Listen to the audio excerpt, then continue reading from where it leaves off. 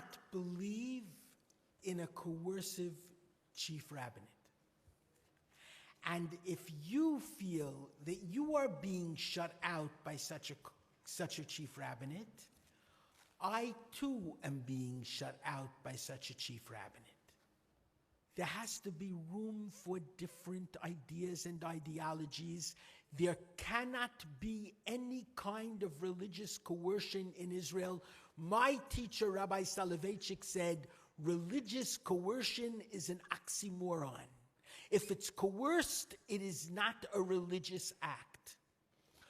Haredeism in Israel has changed Judaism, authentic Judaism, to a much greater degree than the Reform movement has changed Judaism during the years.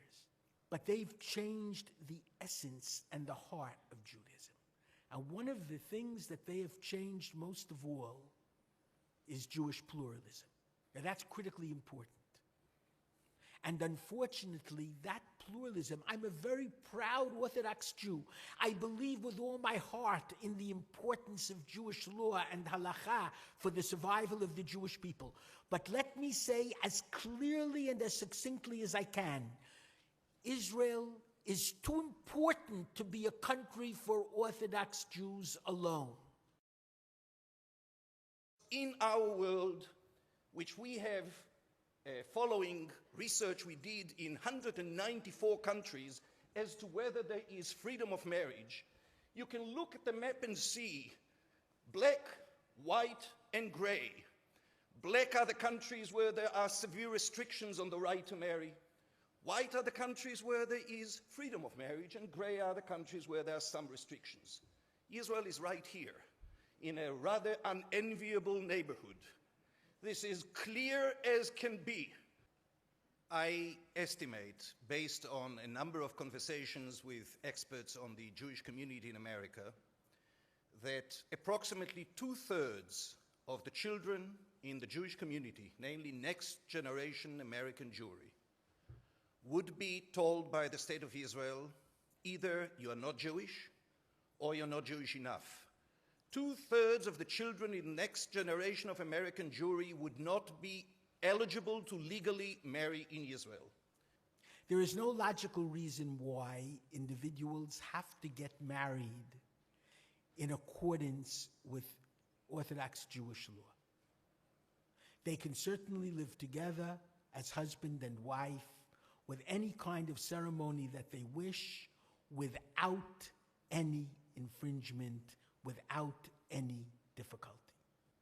There must be civil marriages in Israel, and Jewish law does not deny that possibility. A change of one law, and that law is there can be marriages not under the Orthodox banner, accepted as marriage in Israel. These are not just Israeli internal issues. These are issues that go to the heart of Israel as a Jewish democracy, to the heart of Israel's promise of freedom of religion and conscience, to the heart of the partnership that we have with world Jewry in general and you as American Jewry in particular. The debate over religion, and particularly over pluralism, is one that naturally dovetails into a national security issue. Now you might say, what does this have to do with F-35s? The answer is that if the American Jewish community, which is something like 85% non-Orthodox, is alienated from Israel, then the question of American support for Israel, something we've been hearing about throughout this conference, becomes moot. And that is not something that anybody wants to see happen. So think, how many of you know the Sarahs of the Jewish community who were adopted at infancy? How many of you the Jessicas of the Jewish community whose mothers converted Reform or conservative and who are denied these basic rights and dignity when they choose to lead their life in Israel? And don't you realize that this is impacting not just on me as a native-born Israeli Jew and Reform rabbi, but on the whole of the Jewish people, on the future of Israel-diaspora relations, on the strategic interests? There is nothing more pro-Israel that you can engage in than work with Israelis to make that vision, that promise come true.